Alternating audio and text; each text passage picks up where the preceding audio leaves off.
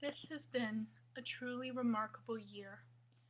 A year ago today, I went for it and posted my first review on a blog I had titled Spur of the Moment.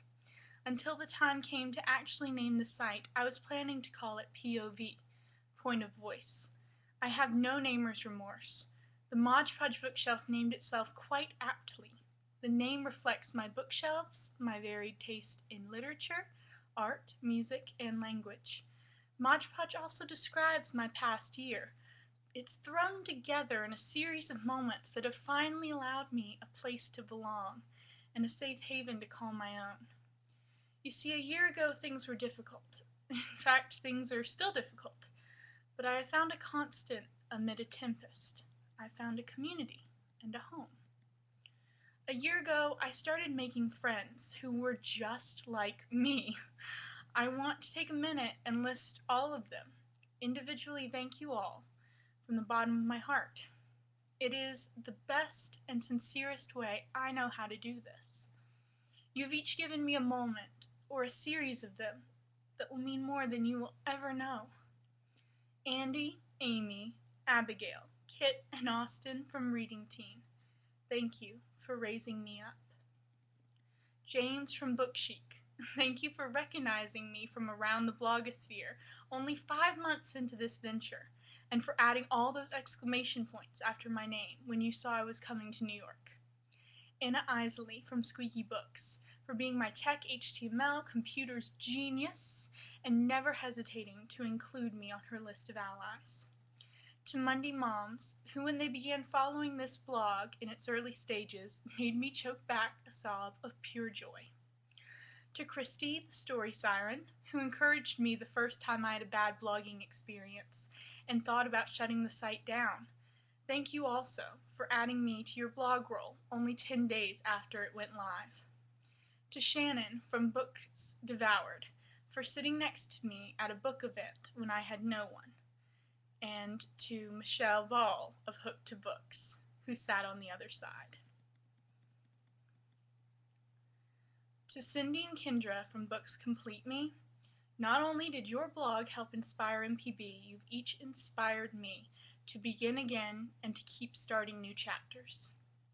To Yara from Once Upon a Twilight, who uttered the immortal words that made my first BEA completely unforgettable. Oh my bus! To Jamie, who is a perpetual page-turner and broken bookish, for shouting excitedly, "Oh my gosh, Gabrielle Carolina, Much Books!" at BEA, and for being so kind as I got that anyone would recognize me at all. To Chelsea Swiggett, who patted the floor next to her in an unspoken "sit by me" while we waited in line for Lee Fallon at BEA. That meant so much to me at the end of a solitary and exhausting day. To Kathy from I'm a Reader, Not a Writer, for hosting those giveaways that have brought me many a faithful reader. To Jeffrey from Novel Thoughts, for being such a true gentleman.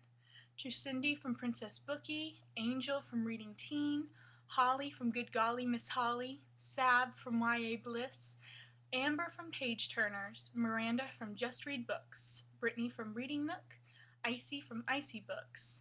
Thank you for being a friend. To Hira of Enamored Soul and Mary of Exerium, whose consistent and persistent tweeting about how lovely I am made me believe it again.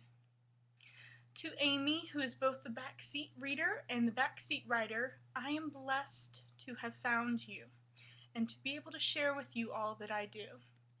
To Alex Ristea of the Ristea Daily, who took me dancing in Spain this summer while I was slaving away at my American desk, and for being such a pretentious twit about books and YA in general. I'll make a believer out of you yet. To Janet Fox for writing something that matters, and for sharing her love with me. Everyone deserves an email from this woman on their worst days. I am so lucky to have received so many. To Holly Schindler, who wrote me my first handwritten author's letter telling me how much she valued the work I did to promote her amazing books. It is I who should have been thanking you, I'm so glad I get the chance to right now. To Wendy Del Sol, who signed my book. To Gabrielle, a friend. To Stephanie Dre for trusting me with her unfrosted cupcake. For that, I gave you my own, and you added sprinkles. To Christy English, who after a 3-tweet-long pitch decided my manuscript would go to the top of her TBR list. You gave me the boost of confidence I needed to gut the whole thing. You also gave me my first deadline. To Deb Coletti for an interview so candid, so poignant, and so trusting that you made me feel I'd accomplished my goal, to be the kind of blogger you hand over your life story to, because she knows what to do with it. Also for confirming my best and worst suspicions about love. To Beth Revis, who swaps tunes with me, and who told her mom I was coming to her signing and to look for me. To Sarah Bennett Wheeler, who called me an ingenue, and has encouraged me both as a singer and as a writer. To Amy Breakout White, I've been discovering cyberflowers in the most unexpected places because of you. To Michelle Hodgkin, who agreed to be best friends.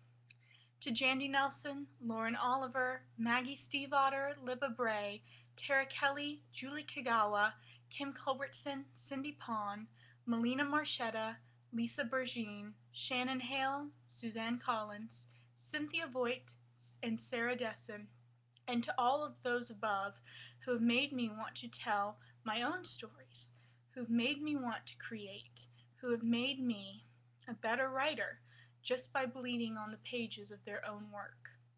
To the publishing companies who trusted me to meet deadlines, you have paid me in the richest way possible for the work I do, in words that take me far away and bring me home again.